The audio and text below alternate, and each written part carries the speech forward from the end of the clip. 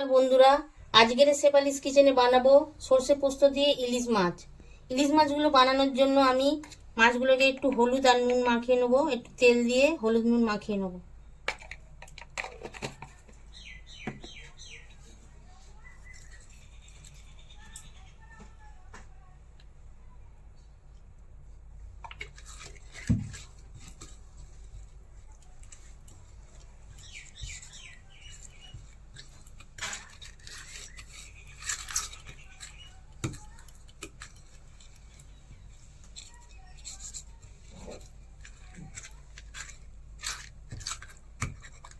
ইলিশটা বানানোর জন্য আমি কিছু মশলা বেটে নেবো।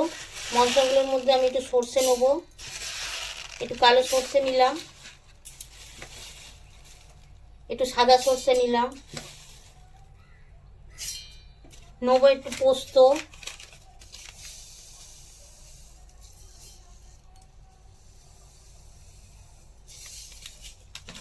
এবার নিয়ে নেবো একটু চালমগজ।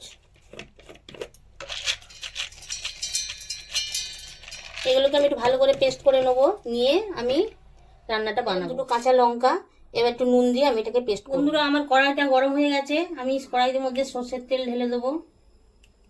এটা একটু সর্ষের তেল বেশি করে দিয়েই হবে রান্নাটা। এর মধ্যে দিয়ে দেবো একটু কালো জিরে, দিয়ে দেবো একটু কাঁচা লঙ্কা, এর মধ্যে দিয়ে দিলাম আমার সর্ষে পোস্ত বাটা যেটা রেডি করা ছিল সেটা জলে দিয়ে আমি এর মধ্যে দিয়ে দিলাম।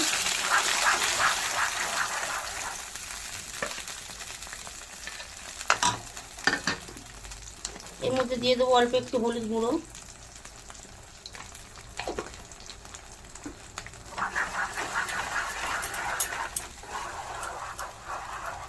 গ্যাসটা কমানো আছে, গ্যাসটা একটু হালকা বাড়িয়ে দেবো।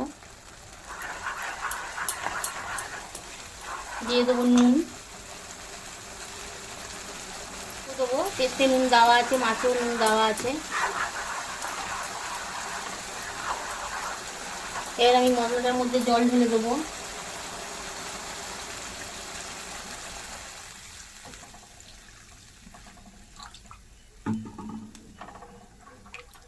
এর মধ্যে দিয়ে দেবো একটু হালকা শুকনো লঙ্কার গুঁড়ো,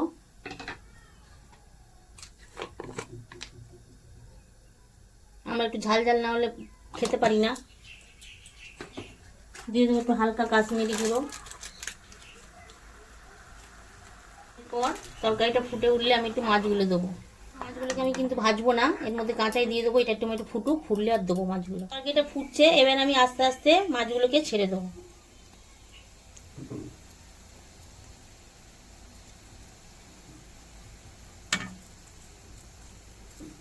এটাকে আবার ঢাকা দিয়ে দেবো 5 মিনিটের জন্য। মাছগুলো হয়ে গেছে, মাছগুলোকে আমি তুলে নিলাম।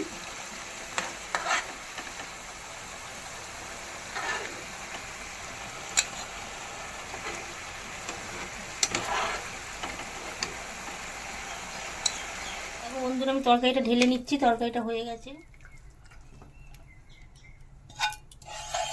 এবার আমি দিয়ে দিলাম দুটো কাঁচা লঙ্কা আর একটু উপর থেকে সর্ষের তেল।